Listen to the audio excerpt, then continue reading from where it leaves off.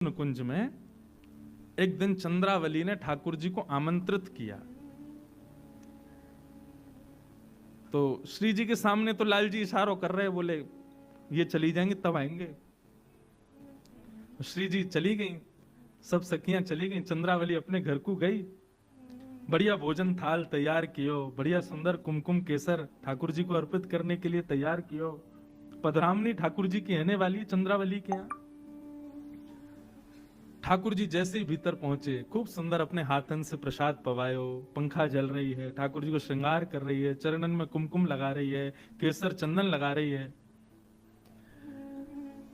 इतने में ही श्री जी को ठाकुर जी की याद आ गई। और निवृत्त निकुंज को ऐसा भाव है कि अगर यशोदा के बगल में भी ठाकुर जी पौड़े हैं और अर्धरात्रि में भी श्री जी को स्मरण है जाए और ठाकुर जी दौड़ के भागे, मैया के बगल में तकिया धर जाए, बोले कि सुबह उठेगी तो कहीं डांटे नहीं, और श्री जी बुला रही है, मुझको जानो तो पड़ेगा।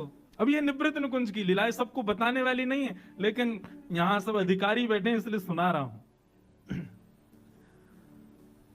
यहां चंद्रावली ठाकुर जी की सेवा कर रही है, अपने हाथों से प्रसाद पवा रही है, पंखा जल रही है, चरणों में केसर चंदन लगा रही है, और चंद्रावली का जो प्रिय इत्र है वो ठाकुर जी को अर्पित कर रही है। और इतने में ही श्री जी ने ठाकुर जी को याद कर लिया।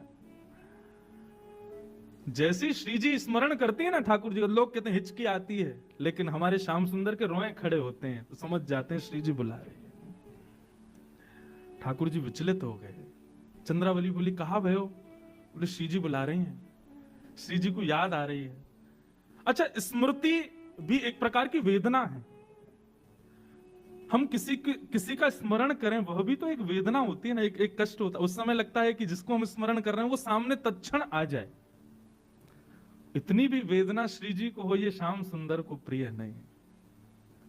ठाकुर जी बोले चंद्रावली मुझको जानो पड़ेगा। चंद्रावली बोले मरोगे क्यों? कुमकुम केसर लगो है और मेरो इत्र लगो है, श्री जी मेरे इत्र की सुगंध जाने। यदि उनको पता चल गई तुम यहाँ पे गए हो, बहुत मारेंगी, आज रूठ के बैठ जाएंगे, बड़ो मान करेंगी। ठाकुर जी बोले अब जो होगा सो देखेंगे, अब तो हमें दौड़न दो। ठाकुर जी दौड़ करके और महाराज जा रहे हैं गिरिराज पर्वत। ये श्री गिरिवर पर्वत जो है ना, ये निवृत्त निकुंज का एकांतिक ठाकुर जी का कुंज है। यहीं पर लीला करते हैं श्याम सुंदर और ठाकुर श्री जी। अब जो हम गिरिराज जी का दर्शन करते हैं, ये तो बेचारे अब बहुत छोटे, रोज तिल भर पृथ्वी में जा रहे हैं। नहीं तो सघन कुंज के गिरिराज जी का वर्णन आप कभी गर्ग संहिता में पढ़िएगा। गिरिराज जी में कितने सुंदर सुंदर गुफाएं हैं, कुंज हैं, लता गुल्म हैं, झरने हैं, सब विद्यमान हैं। क्योंकि श्री जी को सुख देने के लिए श्री गोवर्धन नाथ है। बहुत ध्यान से सुनना। ठाकुर जी दौड़े, और जैसे ही ठाकुर जी दौड़े, गिरिराज पर्वत के ऊपर है कि देखो श्री जी ऊपर खड़ी हैं। इतने में श्री जी को सुगंधी आने लगी, और सुगंधी तो आई, चंदन केसर लगे भाई चरणन में छापे और पड़ गए गिरिराज जी पे।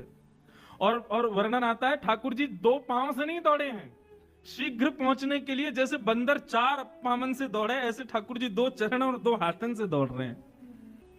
इतने में ही ठाकुर जी ने पीछे मुड़ के देखी तो पूरे गिरिराज पर्वत पर वो चंदन चिन्ह अंकित हो गए, इत्र की सुगंधी आ रही थी। ठाकुर जी बोले आज तो श्री जी बड़ो मान करेंगी, और बड़ो मान जब करें तब बहुत मुश्किल होवे रिझावे में। तब ठाकुर जी ने इंद्र को इशारा किया, हे इंद्र जल्दी सफाई कर, श्री जी आवे वारी हैं। श्री जी कहीं आ गई और आकर के उन्होंने चंदन छापे देख लिया, हमारी इत्र की सुगंधी अगर उनको आ गई तो आज बड़ो मान करेंगी, इंद्र हमारी लाज बचा। इतने में ही गड़गड़ करके काले काले बादल आ गए, आकर के गोवर्धन पर्वत के ऊपर रिमझिम वर्षा होने लगी। रिमझिम ते काम ना चलेगा, जोर की वर्षा कर। जैसे ही जोर की बारिश भई ठाकुर जी के चरण चिन्हों को मिटाने के लिए, इतने में ही श्री जी का वहां आगमन हुआ। अब श्री जी जैसे आई, ऊपर से वर्षा गिर रही थी। ठाकुर जी बोले अरे ये बिंदु श्री जी को श्रम देंगे। इतने में ही अपने चरण चिन्ह छुपावे को, अपने जो लीला है वाकु प्रकट श्री जी के सामने ना हो, वा के लिए ठाकुर जी ने श्री जी के श्रम को दूर करने के लिए अपने बाम हस्त की अन्य उंगली पर गिरिराज पर्वत को धारण कर लिया, और एक भुजा से श्री जी के गले में गलवैया डाल करके खड़े हैं। ये निवृत्त निकुंज का गिरिवर धारण लीला है। अब वहां श्री जी करेंगे कहां गए, वो कहीं ना, अब तो कुछ पता ही ना चलेगी, क्योंकि चिन्ह विन्ह सब धुल गए, सबर मिट गए ऊपर से गिरिराज जी पे इतनी वर्षा भैया, अब श्री जी को कहाँ पता चलेगी। तो ऐसे श्याम सुंदर, ये गोवर्धन धारण लीला में अधिकतर भाव श्री जी की प्रसन्नता है। तो कल जो हमने सुने थे वो निकुंज की गोवर्धन धारण लीला थी, आज जो हमने सुनी है ये आज की निवृत्त निकुंज में गोवर्धन धारण लीला है। दोनों में श्री जी को सुख देने के लिए ठाकुर जी ने गिरिराज जी धारण किए, इसीलिए हमारे प्यारे हृदय के ठाकुर श्री गिरधर लाल है। ये श्री जी को सुख देवे के काजे ही ऐसे खड़े हैं, इसलिए ये इनको नाम ही श्रीनाथ है। श्री यानी श्री राधा, उनके जो नाथ हैं वही श्रीनाथ। अभी हम लोगों का प्रवेश कुंज में है। भक्ति भाव और इन रसिक जनों की वाणी सुनकर के बंधुओं अपने चित्त में, अपने हृदय में श्री जी और ठाकुर जी की लीला को स्मरण करना चाहिए और उससे प्रयास करना चाहिए कुंज से धीरे धीरे हम निकुंज में जाएं और निकुंज से धीरे धीरे निवृत्त निकुंज की प्राप्ति हो। निवृत्त निकुंज क्या है? निवृत्त निकुंज में केवल श्याम सुंदर और किशोरी जी हैं और कोई नहीं है। हमारे वृंदावन में कहते हैं कि वृंदावन में जो प्राण त्याग देता है ना, उसको स्वर्ग, नरक और वैकुंठ, गोलोक ये सब नहीं मिलते। तो बोले वृंदावन में प्राण त्यागने वाला व्यक्ति अप्रकट वृंदावन में प्रवेश कर जाता है। अप्रकट वृंदावन का रूप सुनो, कैसा रूप है अप्रकट वृंदावन का। अभी जो वृंदावन आप देख रहे हो ऐसा ही है अप्रकट वृंदावन। बस अप्रकट वृंदावन में यह है कि श्री बिहारी जी, राधा वल्लभ जी, राधा रमन जी मंदिरन में ना बैठे बाहर डोल रहे हैं, वो लीला करते हुए घूम रहे हैं।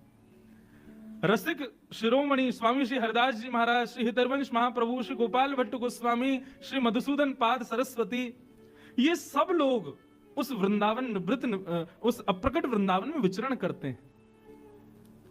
इसलिए हमारे यहां ब्रज में अब तो ऐसा नहीं है, पर हमने रसिक जनों से सुना है कि प्राचीन वृंदावन में जब किसी व्यक्ति के प्राण छूट जाते थे तो वृंदावन के ब्रजवासी मृदंग और साजवाज लेकर के यमुना तट पर जाते थे और वहां जब अंत्येष्टि संस्कार चलता था ना, उतनी देर पद गायन करते थे।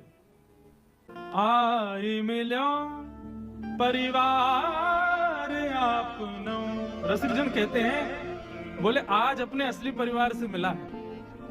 बोले कौन? बोले वृंदावन में प्राण त्याग के अप्रकट वृंदावन में चला गया ना, आज जितने संबंधी इसके यहाँ हैं, भाई बहन, चाचा ताऊ आदि जो भी इसके संबंधी हैं, ये सब संबंधों में अब सब रसिक जन इसके संबंधी हो गए। वृंदावन में प्राण त्यागने के बाद जब अप्रकट वृंदावन में वो जीवात्मा जाती है तो वहां पर उसका स्वागत कौन करते हैं? श्री स्वामी हरदास जी महाराज, श्री गोपाल भट्ट गोस्वामी, यही सब उससे अपने अपने संबंध बनाए। अच्छा क्यों रो रहा है? पिताजी की याद है, चल आज से हम तेरे पिताजी। किसकी याद आ रही है? बोले कि मां। अच्छा आज से ये तुम्हारी माता जी। वास्तव में वे सब रसिक जन ही उसको अपना परिवारी बना लेते हैं। और श्यामा श्याम जो बिहरत दो, इतना सुंदर भाव है कि वृंदावन में जब कोई व्यक्ति प्राण त्याग देता है तो उसके संबंधियों को उसके असली परिवार से कौन मिलवाता है? बोले श्यामा श्याम ही मिलवाते हैं। श्यामा श्याम जो बिहरत दो, सखी समाज मिलायो। जैसे यहां दोनों युगल सरकार गलवैया डाले हैं, ऐसे ही दोनों के बीच में वाह वृंदावन से प्राण त्यागने वाले वाह जीवात्मा को दोनों अपने बीच में रख लें। एक तरफ से किशोरी जी गले में गलवैया डालें, दूसरे तरफ से ठाकुर जी डालें, और फिर वाकू सब सखी समाज मतलब सब वैष्णवाचार्य जो जो वृंदावन से प्रस्थान करके उस अप्रकट वृंदावन में गए हैं, उनसे परिचय दोनों करवाते हैं। जैसे हॉस्टल में आने वाले बच्चे को जो हॉस्टल के टीचर होते हैं वो बाकी के बच्चों से मिलाते हैं ना, ऐसे ही अप्रकट वृंदावन में दोनों युगल सरकार उस जीवात्मा को कष्ट ना हो इसलिए सबसे मिला। वैसे कष्ट होगा क्यों? इस संसार को छोड़ करके कोई युगल जहां विराजे हो वहां और रसिक जनों के बीच में पहुंचा, उसको श्रम होगा क्या? उसको कष्ट होगा क्या? इसलिए भैया वृंदावन के रसिक जन कहते हैं भाग्य बढ़ो वृंदावन पायो। अच्छा देखो, इन पदों को आप साधारण शब्द मत समझो, बड़े बड़े इनमें रहस्य छुपे हैं। अब यहां से ये नहीं कहा कि भैया भाग्य बढ़ो जो यानी वृंदावन ते प्राण त्यागे, वो कह रहे हैं भाग्य बढ़ो वृंदावन पायो, मतलब वास्तविक वृंदावन पाना तो वृंदावन में अंतिम श्वास लेना ही है। असली वृंदावन तो वही है, तभी मानो जब वृंदावन में प्राण छूटे।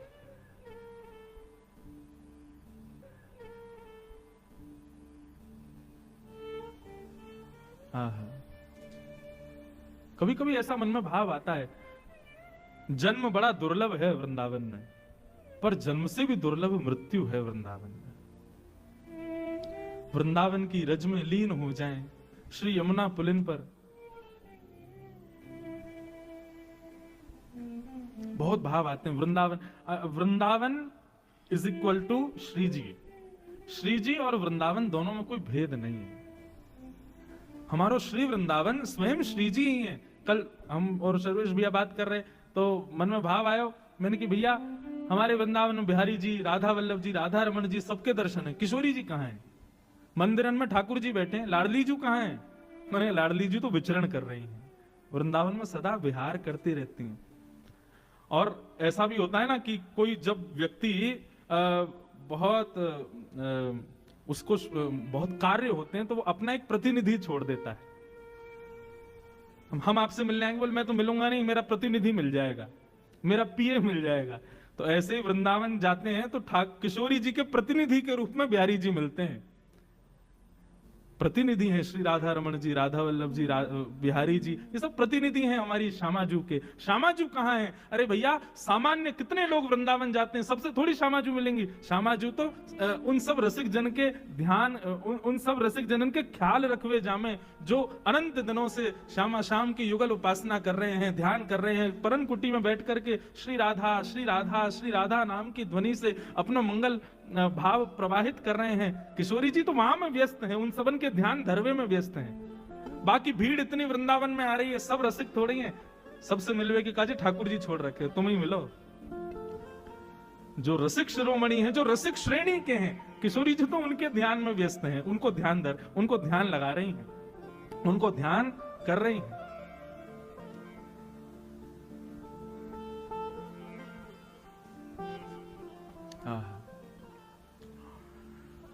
तो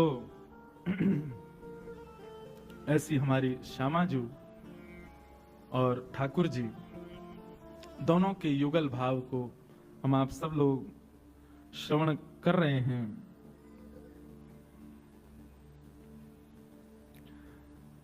और लीलाएं तो हम सुनते ही हैं, सुनेंगे। कल हमने दूध दोहिन लीला सुनी, आज भी कोई लीला सुनेंगे ही।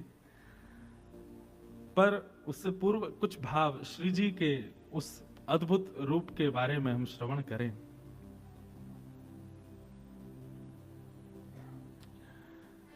एक बार श्री नारद जी महाराज हिमालय पर महादेव के पास गए। बहुत ध्यान से सुनना। महादेव के सन्मुख नारद जी महाराज बैठे थे। देवादिदेव महादेव अत्यंत सुख में ध्यानस्थ बैठे थे। पर जैसे नारद जी महाराज आए तो नारद जी को देख करके महादेव के नेत्र खुल गए और स्वागत सत्कार किया, बैठाया, बोले विराजो और कैसे हालचाल पूछे। लेकिन श्री महादेव के मुख की आकृति से नारद जी अनुमान लगा पा रहे थे कि महादेव कुछ पूछना चाह रहे हैं, कुछ जिज्ञासा है शायद इनके हृदय में, कुछ जानने की अभिलाषा है। व्यक्ति का परिचय 3 वस्तुओं से होता है, नेत्रम, वक्त्रम, विकारेण। हमारे शास्त्र आज्ञा करते हैं कि किसी भी व्यक्ति से मिलो, सबसे पहले उसके नेत्रों पर ध्यान लगाओ। यदि नेत्र बहुत ज्यादा चंचल हैं, बहुत जल्दी जल्दी घूम रहे हैं, कभी यहां कभी वहां, तो समझो कि इसका मन जो है वो थोड़ा सा विचलित है। दूसरा वक्त्रम, उसकी वाणी सुनो। यदि बहुत ज्यादा बोल रहा है, संसारी चर्चाओं में कुछ ज्यादा ही रुचि रख रहा है, तो समझ लेना उसकी बुद्धि स्थिर नहीं है। और विकारेण, चलना फिरना, उठना बैठना, यदि इन सब में भी स्थिरता नहीं है, मर्यादा नहीं है, तो समझ जाना कि इसका खान पान शुद्ध नहीं है। आप हमारे वृंदावन के रसिक जनों को देखो, उनके मुख की आकृति, उनके बैठने के चलने के ढंग पर ही हम लोग न्योछावर हो जाते हैं। और कई लोग हैं बड़े बड़े महापुरुष बने घूमते हैं, लेकिन उनके चेहरे की आकृति, नेत्रों का चंचलपन और वाणी की दूषितता से पता चल जाता है कि स्थिरता नहीं है हृदय में। हमसे पूछो, हम तो दुनिया भर में जाते हैं, सामने वाला व्यक्ति प्रणाम जिस भाव से, जिस आकृति से वो प्रणाम करता है, उससे पता चल जाती है कितने पानी में। आजकल प्रणाम की बड़ी, एक हाथ से प्रणाम, और एक हाथ से भी कई लोग चरण नहीं छूते, घुटने के ऊपर ही छू देते महाराज जी प्रणाम। तो नेत्रम वक्त्रम विकारेण, इससे पता चल जाता है।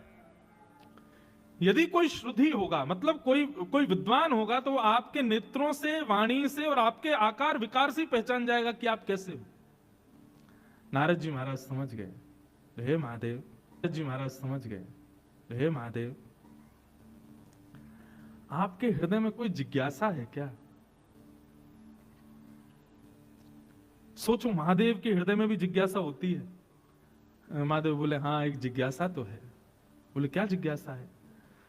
बोले, जिज्ञासा ये है कि मैंने नारायण के खूब दर्शन किए, विष्णु रूप के दर्शन किए, उनके विराट रूप का मैंने दर्शन किया, शंख चक्र गदा पद्म चतुर्भुज रूप का मैंने दर्शन किया, वे मत्स्य बन के आए मैंने दर्शन किया, वे कूर्म बन के आए मैंने दर्शन किया, हर स्थिति में मैंने दर्शन किया। दर्शन का मतलब क्या होता है नारद? हृदय स्थिर हो जाना। एक बार देख लिया तो बस लगा कि अब इसके बाद कुछ बचा ही नहीं है। ये स्थिति मेरी अभी तक नहीं आई है। मैंने अनेक रूप नारायण के देख लिए, लेकिन स्थिरता अभी तक, मतलब बार बार जिज्ञासा होती है, और कुछ देखूं, और अच्छा देखूं, और कुछ, एक ठौर नहीं मिली है मुझे। मेरी इच्छा है उस रूप के दर्शन करने की। कैसा रूप? तब महादेव कहते हैं, यद रूपम ते कृपा सिंधो परमानंददायकम।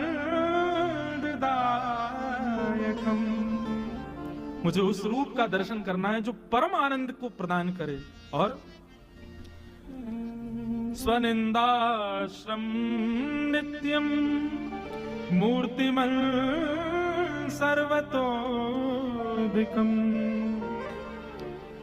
ऐसा स्वरूप जो इन सब स्वरूपों को भी अपने ऊपर न्योछावर कर लेता हो। मतलब कौन कौन से स्वरूप? चतुर्भुज रूप, विराट रूप, मत्स्य रूप, कूर्म रूप, नृसिंह रूप, ये सब भी उसके ऊपर न्योछावर हो जाते हैं। निर्गुणम निष्कम्यम शांतम यद्धेति विदुधा तदहम तुष्टुमिच्छामि चक्षुभ्याम परमेश्वर। निर्गुणम निष्क्रियम शांतम यद हेति विदुर्बुधा तदहम दृष्टुमिच्छामि चक्षुभ्याम परमेश्वर। मुझे ऐसे रूप का दर्शन करना है। सीधी बात, पूरा वेद क्यों सुनाऊं? शंकर जी कह रहे हैं, जिसको देखने के बाद कुछ और देखने की इच्छा ही ना रहे मेरे भीतर, ऐसा रूप मुझे देखना है। नारद जी बोले, आपने ये जिज्ञासा ठाकुर जी से कही? बोले, उनसे कहने की मेरी हिम्मत नहीं हो रही। क्यों? बोले, ये जितने रूप वो धारण करते हैं, हर बार मेरे कहने पे ही तो करते हैं कि अब आपको ऐसे देखना चाहता हूं। अब आप वो इतने सारे रूप धारण कर चुके हैं, मुझे भी लगता है बेचारे परेशान हो जाएंगे, इसलिए मेरी इच्छा नहीं। बोले, नहीं नहीं, अब चलो। तब नारद जी और शंकर जी दोनों ने जाकर के ठाकुर जी से प्रार्थना की कि हे नाथ, हमारे महादेव कुछ जिज्ञासा कर रहे हैं। बोले, कैसी जिज्ञासा है? बोले, आपके ऐसे रूप का दर्शन करना है जिसके बाद नेत्रों को कुछ देखने की इच्छा ही ना रहे। ठाकुर जी बोले, भैया ऐसा रूप तो एक ही है, जा रूप को देख करके मैं श्याम सुंदर भी और कोई को ना देखना चाहूं, वो रूप। और वो रूप कौन का है? यस्या कदापि वसना चखलेन नोक्थ।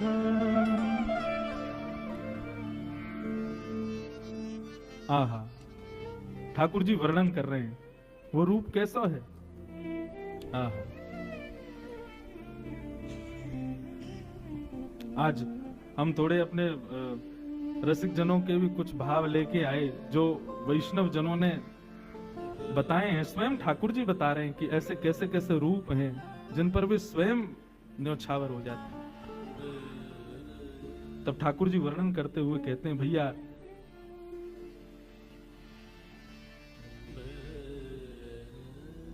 श्लोक ही चलोगो। किशोरी जी कह रही हैं भैया हमारे रूप को वर्णन ना है सके। जा रूप के अर्थ बता देते हैं। बोले रूप की तो बहुत दूर की बात है महादेव, ये रूप ऐसा है कि जिनके वस्त्र को स्पर्श करके वायु भी यदि हमारा स्पर्श कर ले तो हमारो रोम रोम आनंदित है जाए। ऐसी वृषभानु नंदिनी श्री किशोरी जी, श्री श्री श्री राधा रानी ही ऐसी एकमात्र हैं जिनके रूप को देखकर के आपके नेत्रों को ठौर मिलेगी, आप किसी और को देख नहीं पाओगे फिर। ऐसा उनको रूप है। वस्त्र की शोभा नहीं है, लेकिन वस्त्र जब वो धारण कर लेती हैं तो वो वस्त्र भी सुशोभित हो जाता है। इत्र की शोभा नहीं है, श्रृंगार की शोभा नहीं है, शोभा हमारी श्री जी की है। जब वो धारण कर लेती हैं तब वो वस्त्र भले ही साधारण हो, श्रृंगार साधारण हो, इत्र साधारण हो, लेकिन किशोरी जी के धारण करती उसकी उपमा अनंत हो जाती है। कहां तक कहूं महादेव, हमारे रूप तो अनेक हैं, हमारे अवतार तो अनेक हैं, लेकिन कृष्णावतार सर्वप्रिय इसलिए है क्योंकि श्री जी ने उसको देखा है, क्योंकि श्री जी की दृष्टि उस अवतार पर पड़ी है। हमारे उस कृष्ण रूप को भी अत्यंत शोभनीय बनाने वाली ऐसी श्री जी को जब आप देखोगे तब आपके मन को ठौर मिलेगी। महादेव घुटनों के बल बैठ गए, बोले कि कैसे होंगे उनके दर्शन। बोले उनके दर्शन के लिए वो तो बड़ी सहज हैं, बड़ी सरल हैं, कृपा करती हैं, बस पुकारनो तो थोड़ा पड़े हो ना आपको। पुकारो, आएंगी श्री जी, दर्शन देंगे। हमारे आप विश्वास माने, और कई लोग जानते भी होंगे, श्री जी का जितना गायन देवादिदेव महादेव ने किया उतना किसी ने नहीं किया। राधा कृपा कटाक्ष कौन गा रहे हैं? महादेव गा रहे हैं। राधा सहस्रनाम, गोपाल सहस्रनाम आदि आदि कितने भावों में स्वयं श्री महादेव ही श्री जी के रूप को उजागर करते हैं और किसी में सामर्थ्य नहीं। ऐसे महादेव श्री जी को पुकारते हैं, श्री जी का स्मरण करते हैं, और जब श्री जी का दर्शन उनको हुआ, इसीलिए महादेव अत्यंत रूप से जहां भी कहीं बैठे हैं तो उनके मुख की आकृति दिखाई नहीं है, लिंग के रूप में पूरे भारत में विराजमान है। क्यों? वो समाधिस्थ शिव हैं। किसकी समाधि में? बोले श्री जी की समाधि में। हमारे श्री जी के सबसे बड़े उपासक ही महादेव हैं। जब से देखी हैं वृषभानुजा तब से ही समाधिस्थ बैठे हैं, एक आकार रूप में रहते हैं और सदा भीगे देव हैं। सबसे प्रार्थना करते हैं भिगाते रहो हमको, हमारे ऊपर जल डालते रहो। मैं तो अपनी एक निज बात बताऊं, दुनिया के लोग महादेव के मंदिर में जाकर के ओम नमः शिवाय कह के जल चढ़ाते होंगे, हम तो श्री राधा राधा राधा राधा ये कह करके जल चढ़ावे। और अपनी एक बिल्कुल वास्तविकता बताऊं, काशी में मेरी कथा थी कुछ दिनों पूर्व, तो कथा करके मैं जैसे ही वापस आने लगा, कहीं और जा रहा था कथा करने, अंतिम दिन था कथा का। कथा करके रात्रि में ट्रेन पकड़नी थी, तो हमने कि एक बार महादेव को प्रणाम करें आए। उस दिन पता नहीं कोई उत्सव था, जाने सोमवार था, इतनी भीड़ मंदिर में कि महाराज वीआईपी वीवीआईपी सब एक बराबर, दर्शन ही नहीं हो। मैं कभी पुलिस कहे वहां से आओ, कभी कहे वहां से आओ, इधर से आओ, और ट्रेन का समय हो रहा था। हमने कि शिखर को प्रणाम करके चले जाते हैं, भैया आप दर्शन तो भीतर होंगे नहीं, लेकिन शिखर को प्रणाम करते करते मन में भाव आ रहा हो, भूल गए वृंदावन में हम ब्रजवासी ने रोकवे तो मना कर दिया तुमको। जब महारास हो रहा था आए थे आप, तब हम ब्रजवासी ने रोक दिया, बोले बाबा पहले गोपी बनो तभी भीतर प्रवेश मिलेगा। हम ब्रजवासी ने तुमको ब्रज में प्रवेश दिया और आज हम ब्रजवासी तुम्हारे बिना दर्शन के जा रहे हैं। सत्य बात बता रहा हूं मैं। ठीक है, शिकायत करूंगा तुम्हारी, जाके ललता विशाखा थे शिकायत करूंगा, श्री जी थे। हम ब्रजवासी गए, काशी में जाकर कथा करी, दर्शन करवे गए, और बाबा इतना अहंकारी है, हमें दर्शन ही नहीं दे रहा, भीड़ में बैठो है। बस इतना कह करके मैंने देखेंगे अब क्या आई हो तुम वृंदावन में। और जैसे ही उठ के जाने लगा, इतने में ही पीछे से पुजारी जी आ रहे थे, वो एक आध दिन कथा में आए थे, तो उन्होंने कथा अरे व्यास जी आप? मैंने कहा हाँ भैया हो गई कथा। मैंने हाँ बस जा रहे हैं दर्शन। मैंने कि कहा देखो इतनी भीड़, पुलिस कह रही है वहां से आओ वहां से आओ, ट्रेन का समय। बोले अरे हाथ पकड़े सीधे महादेव के पास। जैसे ही शिकायत की बात कही कि अब आई हो वृंदावन, महाराज वीवीआईपी नेता आदियों को भी दर्शन रुक गए होंगे उस समय, हमको बुला लिया भीतर। बोले ना ना ना ब्रजवासी आओ भैया, अरे सॉरी गलती क्षमा। ऐसी श्यामाजू के परम उपासक हैं, देवों के देव भी नहीं है, देवों के भी देव महादेव। वो जिन श्री जी के चरणों का स्मरण करते हैं तो सोचो श्री जी कौन है। आजकल के लोग फालतू सिनेमा देखते हैं, उसके बाद वृंदावन आते हैं। आपको श्री जी समझ आ जाएंगे? आपको ये अद्भुत प्रेम ये समझ आएगा? कभी कभी नहीं आ सकता। अद्भुत प्रेम की रस स्वरूपा है हमारी श्यामाजू।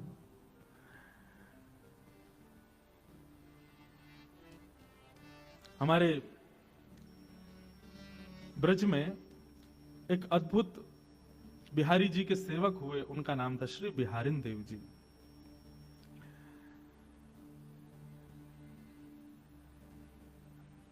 बिहारी दास जी को प्रथम दर्शन युगल सरकार का कैसे हुआ, इसकी बड़ी अद्भुत कथा हमारे हरिदासी परंपरा के वैष्णवजन सुनाते हैं। बिहरत लाल बिहारिन दो यमुना जी के तीरे तीरे। इतना सुंदर वर्णन है, बहुत ध्यान से सुनो। हमारी सामान्य कथाओं में आने वाले लोग अगर इस कथा में आएंगे तो हो सकता है उनको एक आध बात समझ में ही नहीं आवे, महाराज जी कैसी कहां की चर्चा कर रहे हैं। भैया ये निकुंज नहीं है, ये कुंज नहीं है, ये निवृत्त निकुंज है। यहां तो अलग ही चर्चा है। श्री बिहारिन देव जी बिहारी जी की सेवा करते थे। पहले बिहारी जी गृहस्थों से सेवा नहीं करवा रहे, अभी तो सब गृहस्थ गुसाई परिवार सेवा करते हैं। पहले तो बिहारी जी सन्यासियों से और विरक्तों से सेवा करा रहे थे। तो बिहारिन देव जी बिहारिन दास जी बिहारी जी की सेवा करते थे, और सेवा करते हुए उनके मन में एक ही भाव रहता था कि हे बिहारी जी, कब मिली हैं वह सखी सहेली हरिवंशी हरिदासी, हरि हम कब होंगे ब्रजवासी। ये ब्रजवासी, ये बिहारिन देव जी का भाव इसलिए कि हमको अप्रकट वृंदावन कब मिलेगा, जहां स्वयं श्री हरिदास जी विराज रहे हैं, जहां स्वयं आचार्य चरण विराजते हैं, उस वृंदावन का दर्शन कब होगा जहां आप युगल स्वरूप धारण करके विचरण करते हो, जहां यमुना में जल नहीं केसर युक्त सुगंधित जल बहता है, जहां पर यमुना के तट पर रेणुका की बालू नहीं मणियों की बालू है, जहां पर वृंदावन में वृक्षों पर कोयल चहकती नहीं है, चिड़ियाएं चहकती नहीं है, श्री राधा श्री कृष्ण नाम ध्वनि प्रकट करती हैं, जहां पर जिस अप्रकट वृंदावन में रहने वाले मानवों का भोजन पानी केवल आपके दर्शन मात्र हैं, उस वृंदावन का मुझे कब आस्वादन होगा। अप्रकट वृंदावन का थोड़ा भाव समझो। अप्रकट वृंदावन में यमुना जी नहीं बहती, या अप्रकट वृंदावन में सुगंधित श्री ठाकुर जी और किशोरी जी के चरणों का चरणामृत बहता है, सुगंधी आती रहती है। अप्रकट वृंदावन में श्री यमुना जी के तट की बालुका मणियों की है। अप्रकट वृंदावन में जो दर्शनार्थी भ्रमण करते हैं वो कहीं भोजन पानी करने के लिए बैठते नहीं है, उनका भोजन पानी आस्वादन सब कुछ श्री प्रियालाल जी के दर्शन हैं। ऊंची ऊंची अटारियों पर वैष्णव जन खड़े होकर के केवल निहारते रहते हैं, कहां श्यामा श्याम की लीला चल रही है, तुरंत दौड़ करके वहां पहुंच जाते हैं, और पहुंच करके ऐसे बैठते हैं कि उनको विक्षेप ना हो, केवल उनका दर्शन करना ही उनका सर्वस्व है। श्री बिहारिन देव जी बिहारी जी की सेवा करते हुए बोले, हे नाथ मुझे भी उस अप्रकट वृंदावन में ले चलो। नित्य ये प्रार्थना करते थे बिहारी जी से। एक दिन बिहारी जी ने सुन ली, और श्री बिहारिन दास जी यमुना के तट पर सुबह सुबह भोर में दातुन कर रहे थे, और दातुन करते करते करते करते सुगंधी आने लगी, रेणुका मणियों में बदल गई, यमुना जी का जल हल्का हल्का पीत वर्ण का हो गया, अद्भुत सुगंधी यमुना जल में से आने लगी। वृक्षों पर बैठे हुए पशु पक्षी सब राधा कृष्ण नाम उच्चारित करने लगे।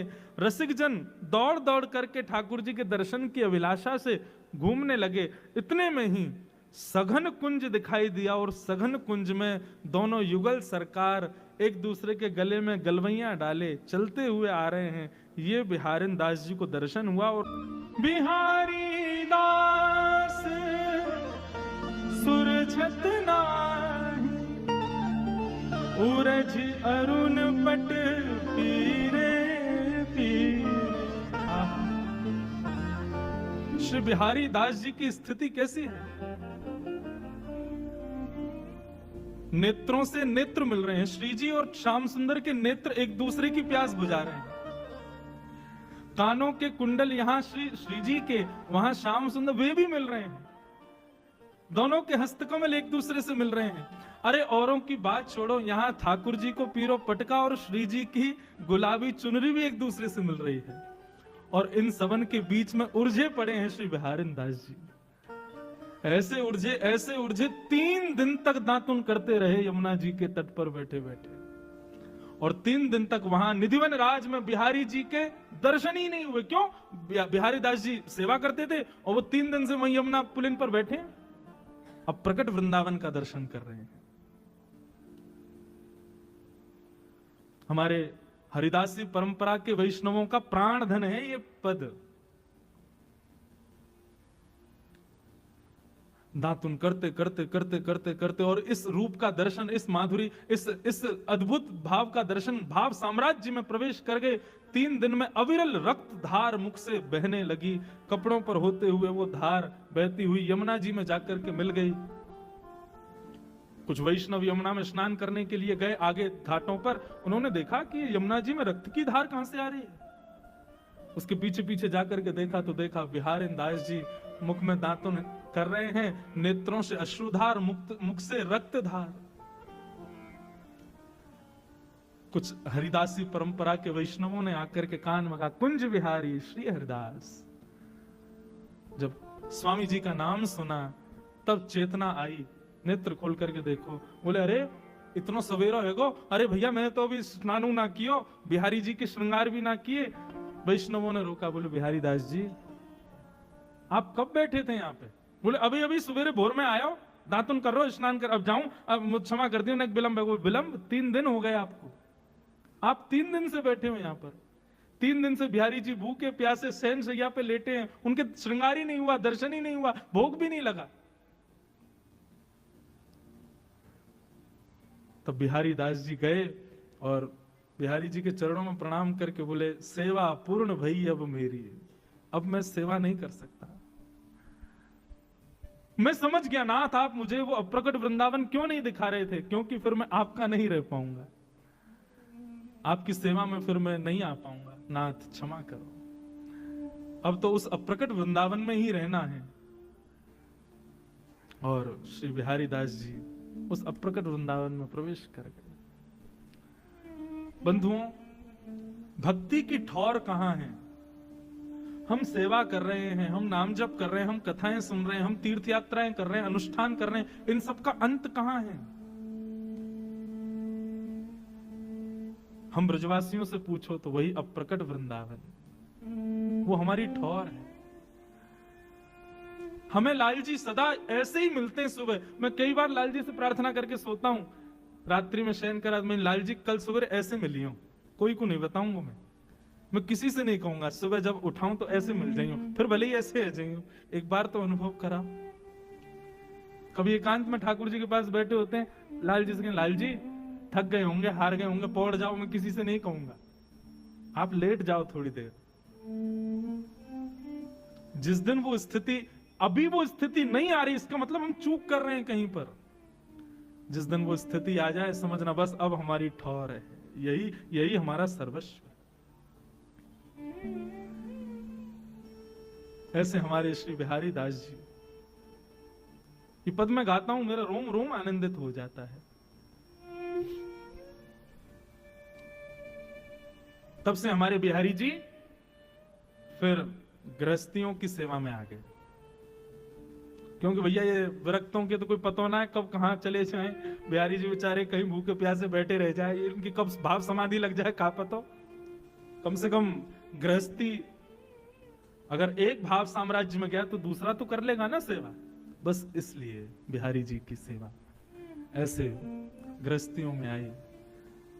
बंधु आपको पता है, हमारे यहाँ बिहारी जी कृष्ण को ना के हैं, श्री किशोरी जी को बिहारी जी के हैं।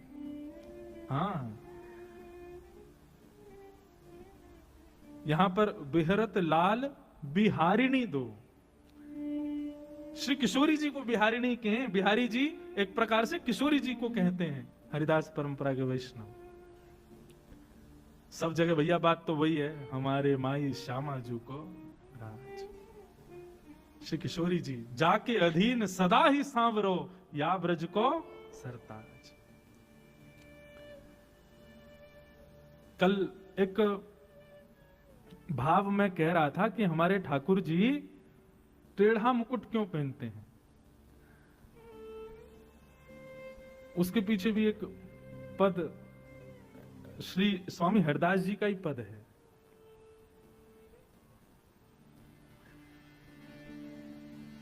बहुत सुंदर पद है श्री स्वामी हरदास जी महाराज का।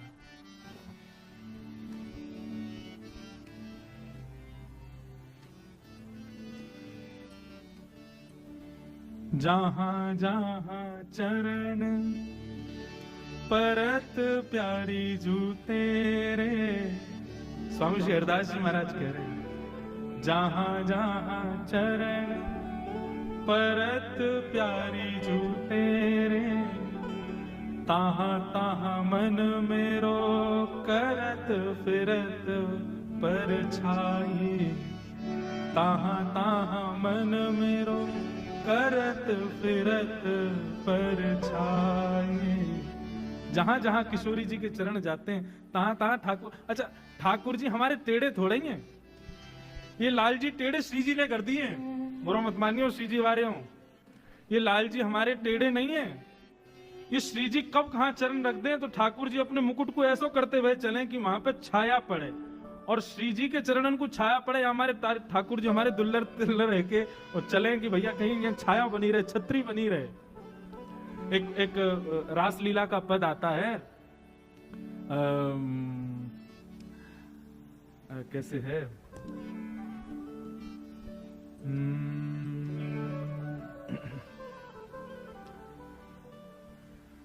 रास को एक पद है, अभी स्मृति में नहीं आ रहा है, आए तुरंत बताऊं। ठाकुर जी टेढ़े कैसे भय वह मैं बता, मैं ठाकुर जी स्वयं। तो जहां जहां चरण परत प्यारी जू तेरे, ताहां ताहां मन मेरो करत फिरत परछाई।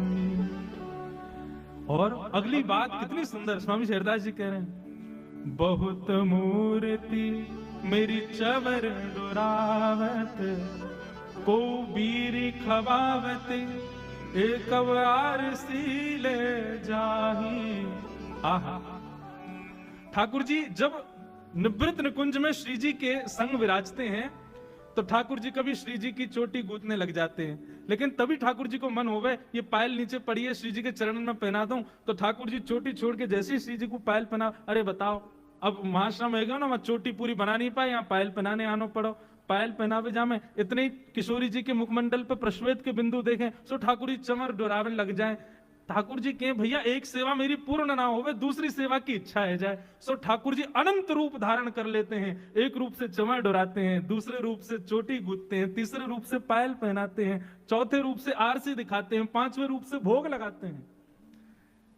निवृत्त निकुंज में सखियों का प्रवेश नहीं है, वहां पर एक किशोरी जी और अनंत ठाकुर जी मिलके एक श्री जी को श्रृंगार करें, एक श्री जी की सेवा करें। स्वयं ठाकुर जी कह रहे हैं, बहुत मूर्ति मेरी चवर डुरावत। इसके दो भाव हैं, एक भाव तो ये कि हमारे लाल जी अनंत रूप धारण करके श्री जी की सेवा करते हैं, कहीं श्री जी की कोई सेवा में रह ना जाए। प्रसाद की सेवा भी, आरसी की सेवा भी, जल की सेवा भी, सब अनंत रूप धारण करके स्वयं ठाकुर जी करते हैं। या फिर दूसरा भाव कहें तो श्री जी की सेवा में जो भी सहचरी हैं वो सहचरी नहीं है, वो स्वयं ठाकुर जी ही आते हैं। मतलब समझ में आई बात? ललिता हो, विशाखा हो, चंद्रावली हो, आदि आदि जो भी सखियां हैं, ये सब सखियां बाहर सखी हैं, श्री जी के अंतःपुर में आते ही ये सब सखियां बाहर ही रह जाती हैं। श्री ठाकुर जी ही अनंत सखियों के सहचरियों के रूप धारण करके भीतर आते हैं, और श्री जी की प्रत्येक सेवा स्वयं ठाकुर जी करते हैं। क्यों? कोई यदि मन में भाव रखे कि मैं श्री जी की सेवा करूंगा, ठाकुर जी कहें भैया नेक पीछे रही हो, यहाँ पे केवल हमारा ही अधिकार है, लेकिन तू फिर भी हठपूर्वक करेगो तो तोकू लगेगा कि तू कर रहा है, लेकिन तू नहीं करेगा, तेरे भाव से मैं ही करूंगा, क्योंकि श्री जी की सेवा तो मेरा अधिकार है। आप भले ही श्री राधा मुख से बोल रहे हैं, अभी अभी मैंने भी बोला, मुझे लगेगा मैंने कहा, लेकिन वास्तव में जब श्री राधा शब्द उच्चारण मैंने किया, मेरी जिह्वा पे ठाकुर जी आके बैठे हैं, क्योंकि श्री जी के एक भी भाव को ठाकुर जी अपने से दूर नहीं जान देते, सब स्वयं करते हैं। हम सब तो केवल एक भाव मात्र हैं, एक साधन मात्र हैं। श्री जी की प्रत्यक्ष और परोक्ष सब सेवाएं स्वयं ठाकुर जी करते हैं। बहुत मूर्ति मेरी चवर दुरावती, कौबीर खबावती, एको आर सीले जाही, और सेवा बहुत भातन की, जैसे कहे को तैसे करो। जैसी स्वामिनी जी आज्ञा करेंगी, वैसी सेवा जैसी वो कहेंगी वैसी करने को मैं तैयार हूं। जो रुचि जानो जाही, जैसे श्यामा जी को रुचि हो वो सब करने को हमारे लाल जी तैयार हैं। श्री हरिदास के स्वामिनी श्यामा को, भले मनावत दाए उपाही। श्री किशोरी जी को मनाने में, रिझाने में, उनको सुख पहुंचाने में श्याम ठाकुर जी कोई अवकाश करते नहीं है। सब स्वयं ठाकुर जी अपने निज करों से ही करते हैं, निज भाव से ही करते हैं। अब भले हम लीलाओं में खूब हास्य विनोद आदि सब प्रकट करते हैं, लेकिन अंतरंग भाव से देखो तो हमारे लाल जी सदा किशोरी जी के सुख को ही विचार करें, उनको जैसे सुख मिले वही लीला करें, वही कृपा करें। तो ऐसी हमारी श्यामा जी, उनके दर्शन की अभिलाषा प्रकट भई है महादेव के हृदय में। ठाकुर जी ने आज्ञा करी कि उनको पुकारो, कृपा करेंगे, पधारेंगे। तब महादेव ने अनंत ऋचाएं प्रकट की, अनंत भाव प्रकट किए, और अनंत भाव साम्राज्यों को प्रकट करके महादेव दर्शन पाके आज एक निष्ठ रूप से विराजे। ऐसी हमारी श्यामा जी को बारंबार प्रणाम।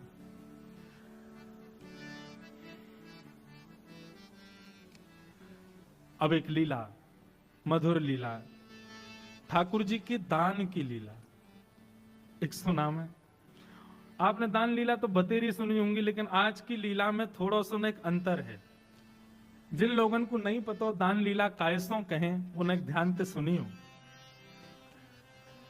दान लीला में समस्त ब्रज की गोपियां अपने घर से दही, माखन, दूध, दही, इन सबको भंडार इकट्ठो करें, और एक स्थिति आवे पर ये सब वाकू अपने अपने मटकान में भर के मथुरा बेचवे जामे। अच्छा, इसके पीछे भागवत में कथा आती है कि ये कंस ने प्रतिबंधित किए हुए थे वृंदावन, बरसाना, नंदगांव आदि में, कि भाई कोई भी मक्खन निकाल के, दही निकाल के अपने प्रयोग में नहीं लेगा, जितना निकाला सब लाके मथुरा में दो। यदि किसी दिन छापेमारी हो गई, जैसे आजकल छापे पड़ते हैं, ऐसे ही कंस भी कभी कभी सैनिकों को भेजता था ब्रजवासियों के घर को टटोल के आओ। यदि कहीं पर एक दो घड़े से ज्यादा दही, मक्खन, दूध मिल जाते थे तो फिर कंस दंड देता था। इसलिए नियम था ब्रजवासियों का कि वो कुछ भी इकट्ठा करते, गौरस सब जाके मथुरा देना पड़ता था। लेकिन ठाकुर जी को जब ये बात पता चली, तो पहले जब ठाकुर जी जब छोटे थे तब तो ठाकुर जी ने चोरी करी, लेकिन ठाकुर जी ने जब बड़े है गए तो ठाकुर जी ने मन में विचार किया, भैया अब चोरी वोरी नहीं करनी चाहिए, अब कहा करें। तो मथुरा के मार्ग पे ठाकुर जी खड़े है जामे, थाड़े है जामे, और वहां से आवे जावे वाली गोपीन सो दान मांगे। और दान भी कैसे मांगे? कर के रूप में।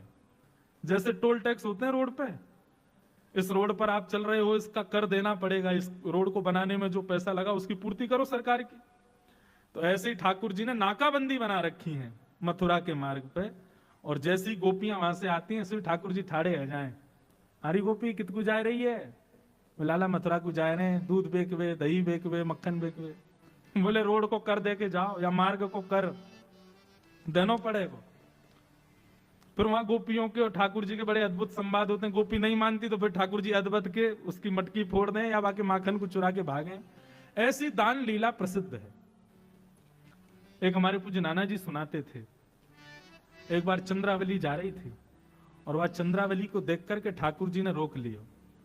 अब वो चंद्रावली जब दान लीला हो गई, उसके बाद सखियों को बता रही, मेरे संग कहा भयो, बोले नंद लाडले ने घेर लई, आज नंद लाडले ने घेर लई। कैसे घेर लई भैया? बोले मैं घेर लई मोते कहने लगो दही को दान दे। दूसरी गोपी बोली तेरे संग तो बहुत सारी गोपी, सवन को छोड़ के वह नंद के लाला ने तो कोई क्यों घेरो? बोले ये प्रश्न मैंने भी किया, क्यों रे लाला, आगे भी गोपी जा रही है, पीछे बतेरी गोपी है, इनते मांग ले दान, तो को मैं ही क्यों दिखी? सो लाला कहा कह रहे, अगली को पत्रो, अगली को दही पत्रो है और पिछली को बासो, बीच की मेरे मन में बस गई नंद लाडले। बंधुओं एक बात मन में आती है, हमारे ठाकुर जी को गौरस कितना प्रिय है। चंद्रावली बोली अरे लाला मटकीन में धरे दही तो कैसे पता चल गो कि पत्रो है कि बासो है कि कैसो है? ठाकुर जी बोले जौहरी जाने हीरे को दाम, हमसे बढ़िया कौन समझेगा? अरे हमें दूर से सुगंधी आ जा, हम सुगंधी ते बता देंगे कि दही कब कितने बजे कैसे निकारोगे हो है। हमारी नाक बहुत तेज है चंद्रावली, हम यहाँ बैठे बैठे ऐसे ही नाम बैठे रहे, हम कर यही बात को मांगे कि हम तुम्हारी दहियन के एक्सपायरी डेट हमें पता रहे, कितने दिन की है, कितने समय की है। एक लीला आती है ब्रज लीला में, एक सखी को सुबह सुबह विरह हो गया, बहुत विरह। किस बात का विरह? ठाकुर जी के दर्शन का विरह हो गया। पहुंच गई नंद भवन, और नंद भवन जाकर के यशोदा मैया से बोली मैया आज मेरे घर में पूजा हैवेगी, और वह पूजा के काजे मुकु गोबर को चौका लगानो, तो आपके यहाँ की पद्मा गैया को मैं गोबर ले जाऊं? मैया बोली गोबर कोई मांगवे की चीज है, जितना मन करो उतना ले जा, ले जा, बढ़िया जितना तेरो मन हो ले जाइयो, कोई वो हमें भाव थोड़ी। अरे जितना हम 9 लाख गाय हमारे यहाँ। ठाकुर जी दूर बैठे हुए सोई उठ के आ गए, अरे मैया तेने वह सखी तो यो क्यों कह दी कि जितना तेरो मन हो उतना ले जा? अरे तू ना जाने भैया, या को नाम है गोवर, गो माने गैया और वा को वर यानी वरदान। गैया को वरदान साक्षात लक्ष्मी निवास करे, हम अपने घर की लक्ष्मी कोई और को क्यों देंगे? मैं जा रहा हूं देखवे के काजे, ज्यादा नहीं ले जा, ये गोबर चोटी है, घर घर के गोबर ने चुराए ले। मैया बोली लाला या में भी तू कहा बात करे, अरे गैया को गोबर ले जा ना मैया, ऐसे कैसे ले जाएगी? तू ना जाने हमारे नंद बाबा की जितनी संपत्ति बढ़ रही है या गोवरंती ही बढ़ रही है। मैया बोली अब तेरे जो मन में आए सो कर, जा चलो जा। ठाकुर जी पीछे से पहुंच गए।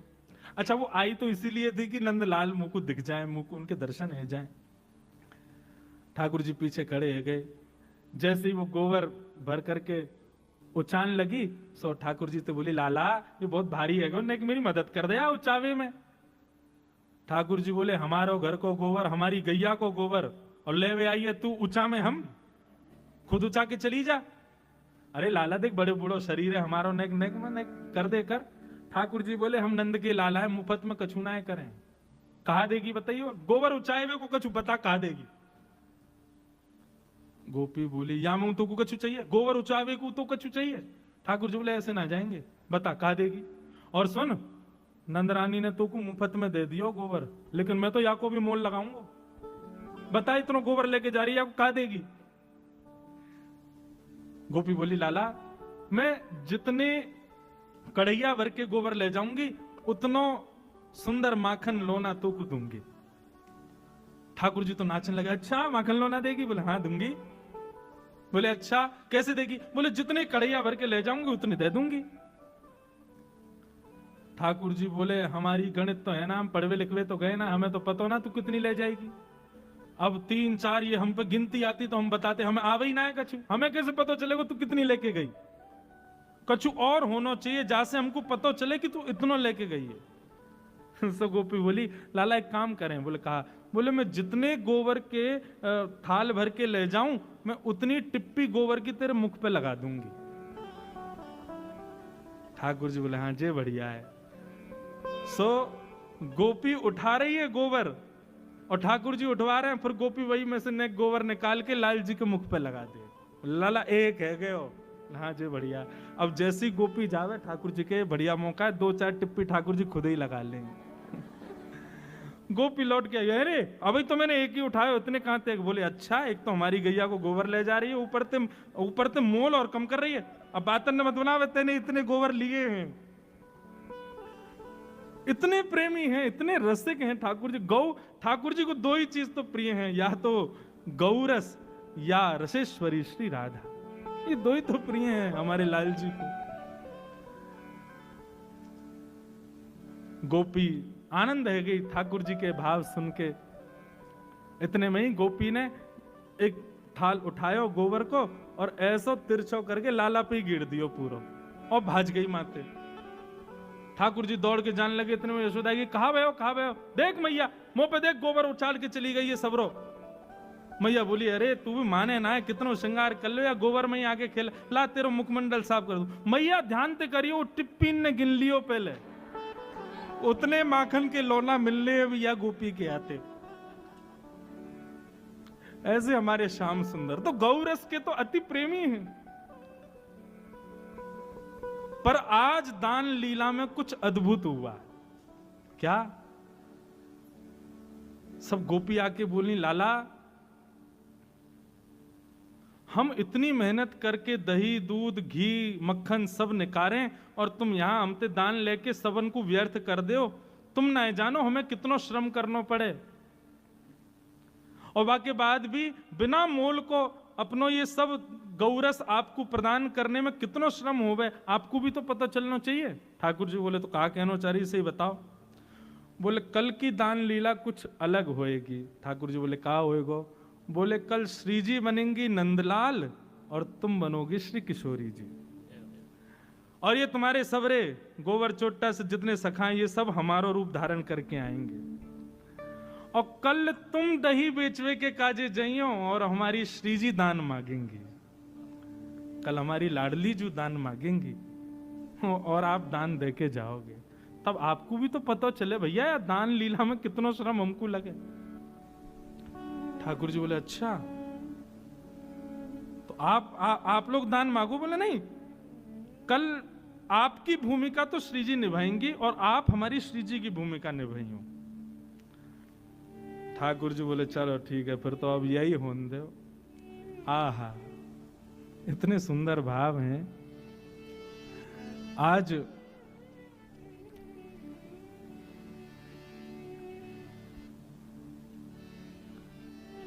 ठाकुर जी किशोरी जी का रूप धारण करके और सिर पर मटकुया रख करके, गजगामिनी चाल चल करके, नाक में बेसर पहन करके, चुनरी ओढ़ करके, हाथन में कड़ूला धारण करके छम छम छम ध्वनि प्रकट करते हुए, ऐसी गजगामिनी चाल चलते हुए हमारे ठाकुर जी आ रहे हैं। और संग में मर्दानी चाल चलते हुए मधुमंगल सुमंगल ये सब आ रहे हैं पीछे पीछे। ये वो गोपी बने आज।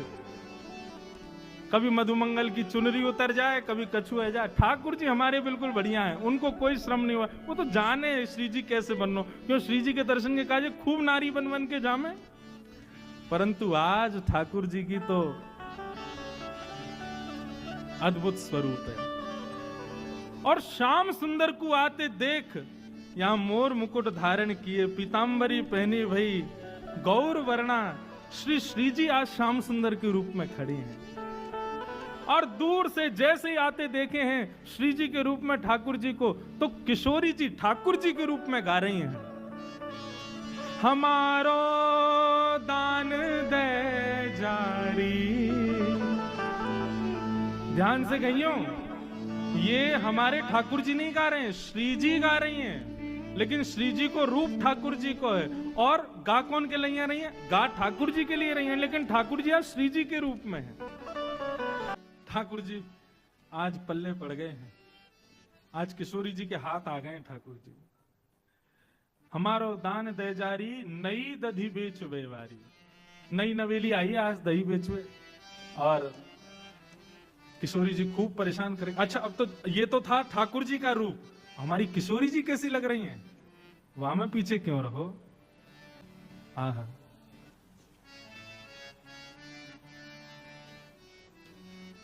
आहा, बहुत सुंदर पद है। श्री विठल विपुल बिहारी जी को पद है कि किशोरी जी ठाकुर जी के रूप में कैसी लग रही हैं।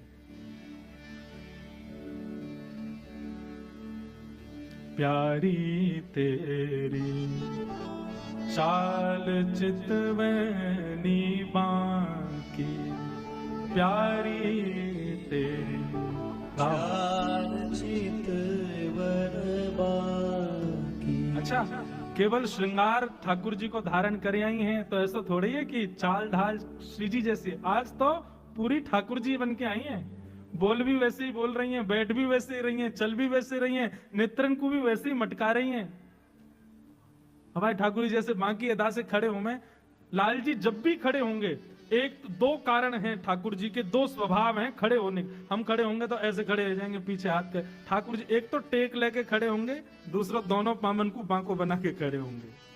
आहा, प्यारी तेरी चाल चितवनी बाकी, प्यारी तेरी चाल चितवन बाकी। और कैसी लग रही है श्री जी? बांके बसन आभरण बांके, बांके बसन आभरण बांके। कल हमने ठाकुर जी को श्रृंगार किया तो सुबह सब डांडनिया परिवार सब आवे दर्शन करवे।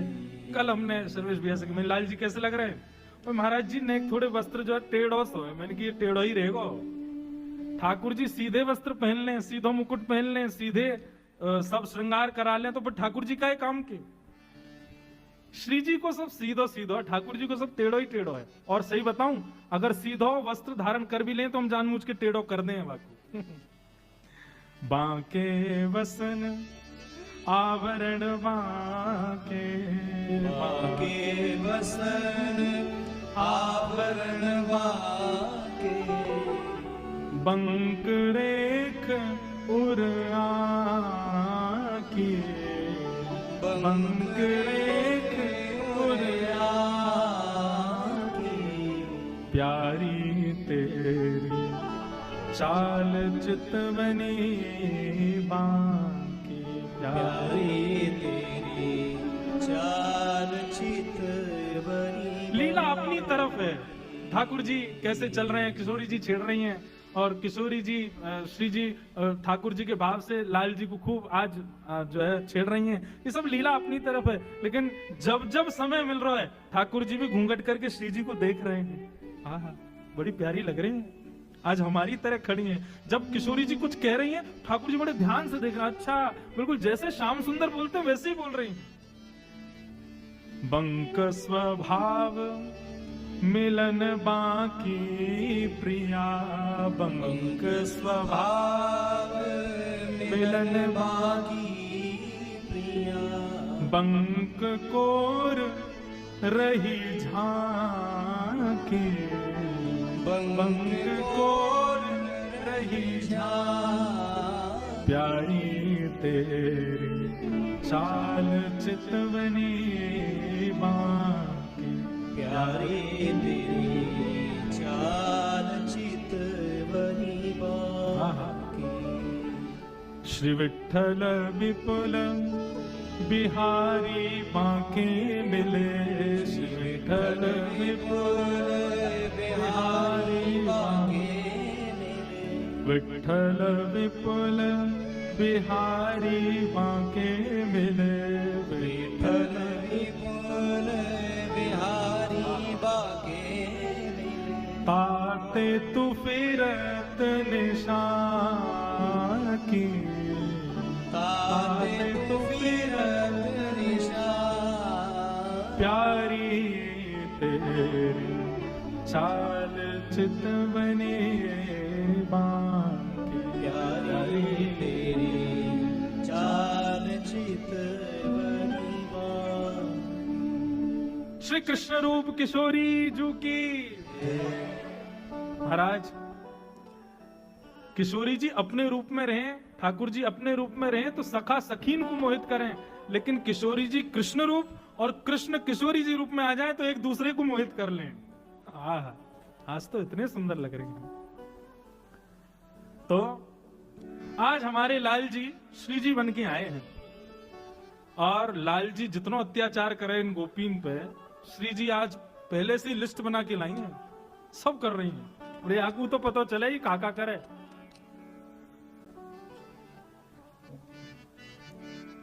आहा, अब ये ब्रज भाषा की पंक्तियों में लीला है पूरी, सुनो। कहां चली मुख मोड़ के गुजर चतुर सुजान, कित को भली जात हो देव हमारो दान। कहां चली मुख मोड़ के गुजर चतुर सुजान, कित को भूली जात हो देव हमारो दान। जय जय श्री राधे। लाल जी की यही स्थिति है गई है। आज श्री जी ने जो है कहा पकड़ लिए अच्छे थे। कहां चली मुख मोड़ के गूंजर चतुर सुजान, कित को भूली जात हो देव हमारो दान। देव हमारो दान चली कहां है गूंजर अलवेली जी, बेचन चली भरी मद जोवन, संग लिए सहेली जी। ए गुजरी कहां को जा रही है? ठाकुर जी दही बेचवे जा रही है। बोले दही बेचवे जा रही है, मार्ग को दान दो। अब श्री जी वही सब शब्द कह रही जो ठाकुर जी कहते हैं, और ठाकुर जी वही सब शब्द बोल रहे हैं जो श्री जी बोलती हैं। ठाकुर जी बोले काय को दें दान? ये मार्ग का तुम्हारे पिताजी को है। ठाकुर जी बोले और नहीं तो हमारे पिताजी को है। हमारे पिताजी को हो, चाहे हमारे दादा को, चाहे हमारे परदादा को हो, हम खड़े हैं तो हमारा दान तो देना पड़ेगा। देव हमारो दान चली कहां है गुजरी अलवेली जी, बेचन चली भरी मद जोवन, संग लिए सहेली जी। ठाकुर जी बोले अच्छा अरे सुनरी भिंडला या को दान दे दे। भूखो बेचारो या कि मैया खिवावे ना है ना यार, सुबह तो भूखो प्यासो आ जाए यहाँ पे, घर में तो या कि दाल रोटी बने ना है, या हमारे बेचारो रोडन पे बैठे या मार्ग पे बैठ जावे और हम आवी जावी वाली सखीन ते दान मांगे कर दे दे। श्री जी बोली ठाकुर जी के रूप में, अरे सुनरी अलवेली गोपी या गोबर चोटी को ना खाऊंगा मैं सब जानू।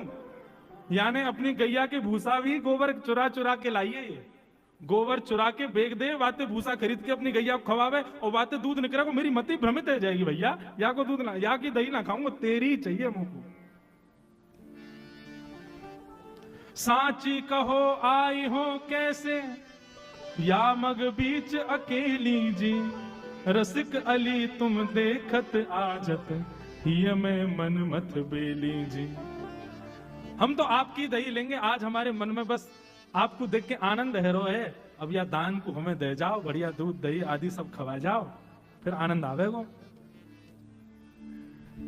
अब श्री जी कह रही हैं, मतलब ठाकुर जी कह रहे हैं श्री जी के भाव से किशोरी जी से, इतनी विनती मानिए है नवराज कुमार। अच्छा श्री जी दान मांग रही हैं और लाल जी देवे से मना कर रहे हैं, कभी मधुमंगल आगे कर रहे हैं, कभी अच्छा ये सब रूप तो उन्हीं के धारण करके आए गोपियों के। सो नहीं दे रहे हैं तो फिर श्री जी ठाकुर जी की तरह कभी यहाँ नोच जाएं, कभी हाथ पकड़ लें, कभी मटकी गिरावे, कोई धमकी दें, कभी कछु करें। तो या सब भाव से परेशान है कि ठाकुर जी कह रहे हैं इतनी बिनती मानिए हे नवराज कुमार, हम जिन हाथ लगाई है हम कुलवती है नार। हे ब्रजराज देखो, दान वान देंगे नहीं देंगे वो सब बात की बात है, लेकिन ये आप ये छुआछाई मत करो। ये कभी यहाँ नोच रहे हो, कभी वहां नोच रहे हो, हम कोई एरी गैरी ना है, हम ऊंचे कुल की छोरी हैं। हाँ जो है कहीं भी नोच रहे हो हमें,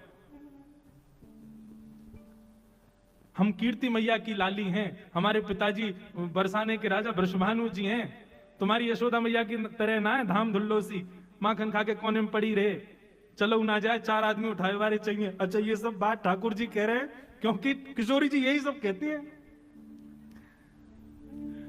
इतनी विनती मानिए हे नवराज कुमार, हम जिन हाथ लगाइए हम कुलवती हैं नार। हम कुलवती हैं नार, छैल हम अंग सोना हाथ लगाओ जी। कैसे तुमरे माता पिता हैं जिन ऐसी सीख सिखायो जी। कैसे माता पिता हैं? हमें तो तुम पे ना तुम्हारे माता पिता पे लाज आ रही है, यही सब सिखाया तुमको। अरे कुलवती नारी को देख करके नैनन ने मटकाने लग जाओ, सैन बजाने लग जाओ, या मुरली को अधर पर धारण। वैसे तो ये बजे ना है, जैसी कोई सुंदर युवती दिखे सोया मुरली में सबरे तान छिड़ जाए तुम्हारे। यही सब सिखाया तुम्हारे माता पिता ने। हटो हटो मेरी बाह छोड़ दो, नाहक रास बढ़ाओ जी। रसिक अली यह बात घर की, घर बैठे ठुमक चलाओ जी। घर की बातें हैं, घर की बातें ने घरन में रहने दो। आप हमारे माता पिता को कुछ मत कहो, हम आपके माता पिता को कुछ नहीं कहेंगे, या बात को यहीं विश्राम होने दो। घर की बात है, और हमारे मार्ग से हट जाओ, हमें दही बेचवे जान दो। मैया रात में पूछेगी कितनों दही बेच के आई, कहा दूंगी उनको, क्योंकि तुम तो ऐसे ही खावे वारे हो। कछु देवे को है तो है ना तुम पे।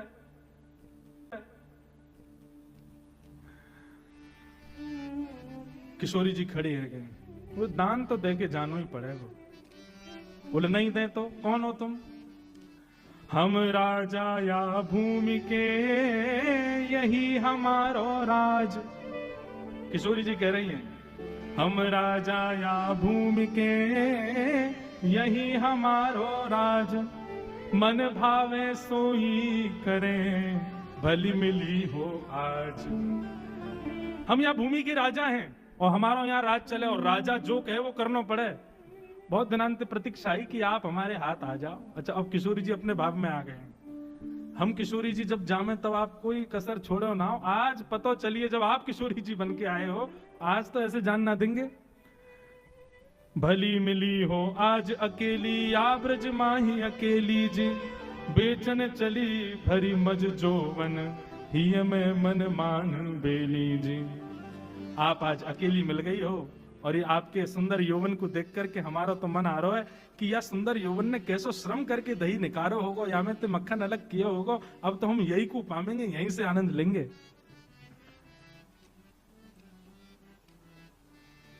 हाँ हाँ। अब श्री जी रूप में ठाकुर जी क्या उत्तर दे रहे हैं? वो कौन हो तुम? बोले या भूमि के राजा। राजा हो? बोले अच्छा।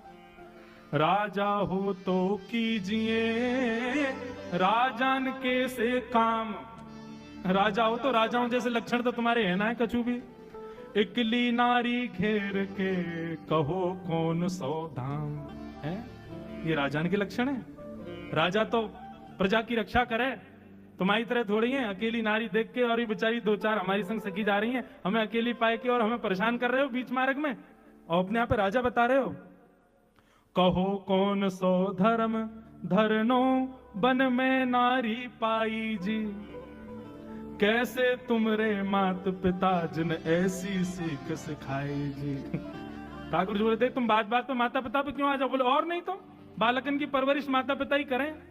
ऐसे तुम बनाई दिए हो, मुस्टुंडा से है गए हो, लेकिन अब वो शर्म नहीं आ रही है अकेली नारी देख करके और बीच में छेड़ रहे हो हमें। श्री जी अब मन में विचार कर रही है अब का बोलूं, क्योंकि बाघ पटुता तो कन्हैया के पास ही है। श्री जी तो हमारी सरल स्वभाव वाली हैं।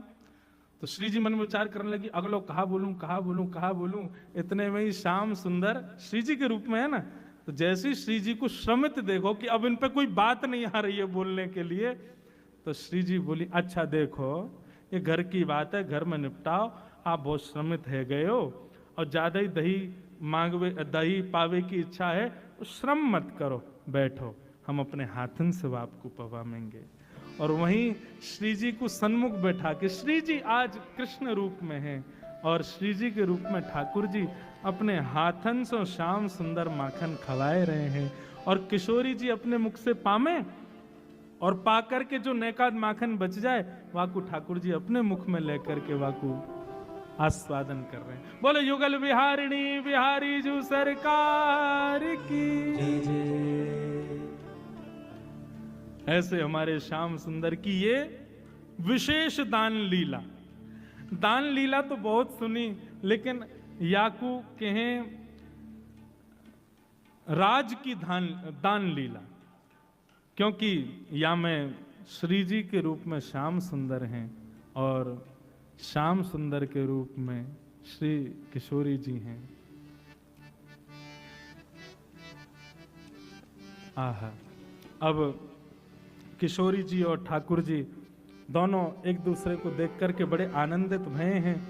एक रास को बड़ो सुंदर भाव है। रास में चल श्यामा प्यारी, बाट सब देखें ब्रज नारी। शरद की ही में उजियारी, चलो पिया नटवर गिरधार। अच्छा देखो, रास हर लीला के बाद, चाहे दान लीला हो, चाहे मान लीला हो, चाहे गौ दोहन लीला हो, चाहे मुंदरी चोरी लीला हो, जितनी भी लीला श्यामा श्याम की हम सुनते हैं, हर लीला के विश्राम में रास जरूर होएगा। पर आज के रास में विशेषता यह है कि आज श्री जी कृष्ण रूप में हैं और श्री ठाकुर जी श्री जी के रूप में हैं। तो यहाँ पे अब दोनों को संवाद चल रहे है। शरद की छाई उजियारी, चलो पिया नटवर गिरधारी। श्री जी कह रही हैं, चतुर चांदनी के सहित नवचर करत पयान। देखो चंद्रमा प्रकट, अच्छा जब रास की इच्छा हो तब पूर्णिमा को चंद्रमा प्रकट है जाए, जरूरी नहीं है शरद पूर्णिमा को ही रास होगा। हमारी किशोरी जी ठाकुर जी तो आज भी रास विहार करें। या को मतलब यह है कि प्रकट वृंदावन में हमारे लिए चौथ को चांद होगा, अष्टमी को चंद्रमा होगा, लेकिन रात्रि होती वृंदावन में तो रोज ही पूर्णिमा है, रोज रास है, रो है।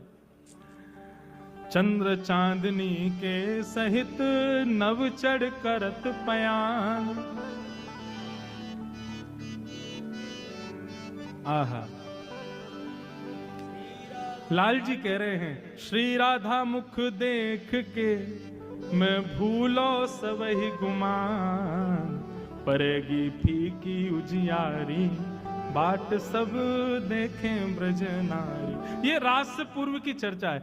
तो किशोरी जी कह रही हैं, मतलब ठाकुर जी किशोरी जी के रूप में कह रहे हैं, चंद्र चांदनी के सहित नवचढ़ करत पयान। देखो आज चंद्रमा प्रकट भयो है, कैसी सुंदर चांदनी हमारे वृंदावन में आई है, चलो रास बिहार रास करें। तब श्री जी कह रही हैं कृष्ण रूप में, श्री राधा मुख देख के, आज आपको किशोरी जी के मुख में देख के मैं भूलो सबही गुमान। कौन सा चंद्रमा दिखा रही हो? बोले वो बारो। इतने में ही श्री जी ठाकुर जी को पकड़ के ले गई, यमुना जी में दिखा के बोली, फीकी पड़ेगी उजियारी, बाट सब देखें ब्रज नारी। आज बात चंद्रमा को देखने की इच्छा ना, आज तो आप ही चंद्र लग रही हो, इतनी सुंदर बन के आई हो। श्री जी कह रहे हैं, अच्छा श्री जी ने ठाकुर जी की प्रशंसा कर दी, बोले आज तो आप चंद्रमा को फीके करवे वारी लग रही हो। तब ठाकुर जी ने ऐसी नोच ली है, ऐसी बात कही है जो श्री जी कह में ही है ठाकुर जी से। अच्छा मैं बार बार ये कंफ्यूजिंग नहीं बनाऊं कि आज लाल जी श्री जी हैं और श्री जी लाल जी हैं, तो आप अब मैं आगे बोलूंगा नहीं, आप समझते जाइए। श्री जी बोल रहे मतलब ठाकुर जी बोल रहे हैं। तो श्री जी क्या कह रही हैं, हमें सब पता हो ये सब प्रशंसा आप हमारी क्यों कर रहे हो। ठाकुर जी बोले क्यों कर रहे हैं? बोले क्योंकि हम आपके अवगुणन को बता दें ना, तो आप हमारी प्रशंसा कर रहे हो, कहीं हम आपके अवगुण नहीं बताएं। लेकिन लाला याद रखियो, या प्रशंसा करवे तो तेरो टेढ़ोपन नहीं चलो जाएगा, तू रहेगा फिर भी बांको ही। सहज टेढ़ बतरान में टेढ़ो है तेरो अंग, सहज टेढ़ बतरान में टेढ़ो है तेरो अंग। तब लाल जी प्रत्युत्तर दे रहे हैं, बोले श्री जी तुम्हें पता है रहस्य में टेढ़ो क्यों? श्री जी बोली ना हमें ना पता, मैया गिर गई होगी या तुम बचपन में कहीं दब गए होंगे तभी टेढ़े है गए हो। ठाकुर जी बोले ये सब बात ना है। श्री जी बोली, तेरे कुटिल कटाक्ष ने मेरो तन कर दियो त्रिभंग। ये जो तुम तिरछी तिरछी नजर से मेरी ओर देखा करो ना, इन तिरछी नजरन से मेरी कमर टेढ़ी है गई है। मेरी मैया को दोष मत दियो, तुम्हारी नजरन ने मैं टेढ़ो कर दियो। तेरे कुटिल कटाक्ष ने मेरो तन कर दियो त्रिभंग, बंक मुरली की बलिहारी, बाट सब देखे नर नारी। श्री जी कह रही हैं, महाढीठ की बात को कौन करे सम्मान। आपने तो सीधो दोष हमारे नेत्रन को दे दियो कि हमारे देखवे थे आप टेढ़े है गए, लेकिन कन्हैया तुम ढीठ ना हो, तुम महाढीठ हो। और महाढीठ कितनी बात बनाते रहे उनको कोई असर ना हुए। महाढीठ की बात को कौन करे सम्मान। तब लाल जी कह रहे हैं, चतुरन की चर्चा जगत, चतुरन की चर्चा जगत, मैं भोरन को भगवान। बिचारो भोरो भंडारी, बाट सब देखें ब्रजनारी। ऐसी चर्चा भई है, और वह चर्चा के बाद में रास बिहारी श्री रास में प्रवेश कर गए हैं। ऐसी ठाकुर जी ने आज विशेष दान लीला करी, और दान लीला में आज किशोरी जी भी थक गई, ठाकुर जी भी थक गए। क्यों थक गए? ठाकुर जी तो यहाँ हमारे थक गए, भैया ये लहंगा भरिया हम पे ना समरे, और इतनी भारी मटकी हम पे उठाई ना जा रही, और यहाँ खड़े खड़े बात करना बड़ा मुश्किल काम है। ठाकुर जी बोले, श्री जी आप क्यों थक गए? बोले हम पे इतना बोलना ना आवे हम तो बोल बोल के थक गए। आज दोनों ही श्रमित भय, सब सहचरी सखान ने दोनों उनकी सेवा करी। ऐसी हमारी लाडली जी के लाल जी की मधुर लीला है। बंधु देखो एक बात बताएं, लीला तो केवल और केवल बहाना है श्री श्यामा श्याम के और समीप पहुंचवे को। बाकी हमारे ब्रज में लीलान को ज्यादा थोड़ी सुने।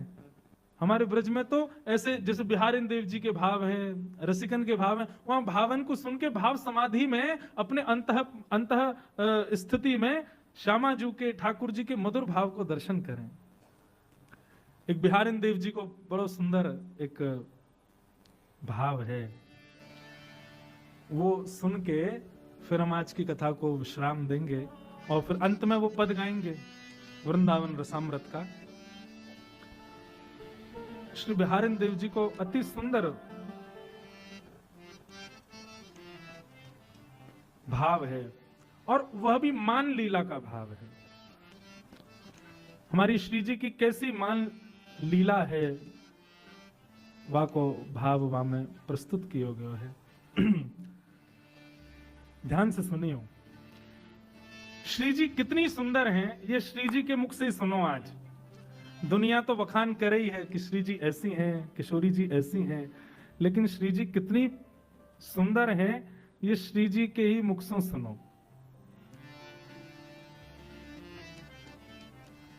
आहा,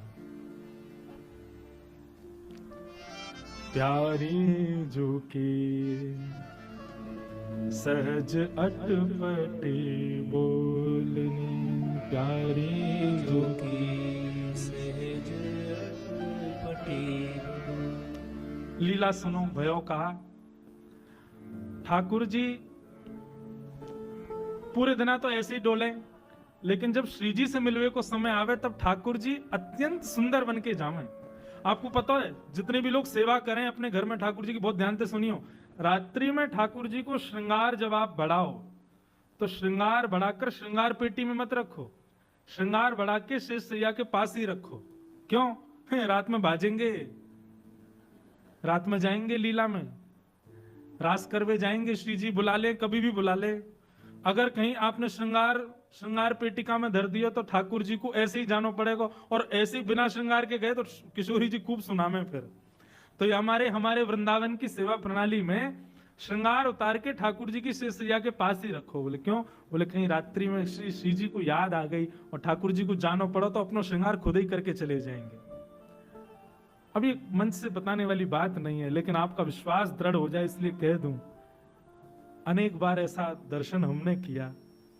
रात्रि में लाल जी की 2 माइल का श्रृंगार में आरती करी थी और सवेरे 3 माइल मिलती हैं। क्यों? ठाकुर जी जल्दी जल्दी पहन के गए, रास बिहार करके आके जैसे ही पौड़े तो सब उतार दी, 1 माला एक्स्ट्रा रह गई। सवेरे हमको वो 3 माइल दिखती हैं, फिर मन में सुख हो गए, लाल जी रात में रास बिहार करके गए। तो कभी भी ठाकुर जी को श्रृंगार जब बढ़ाओ रात्रि में शयन के समय, वस्त्र आभूषण उस शयन सैया के पास ही रखो।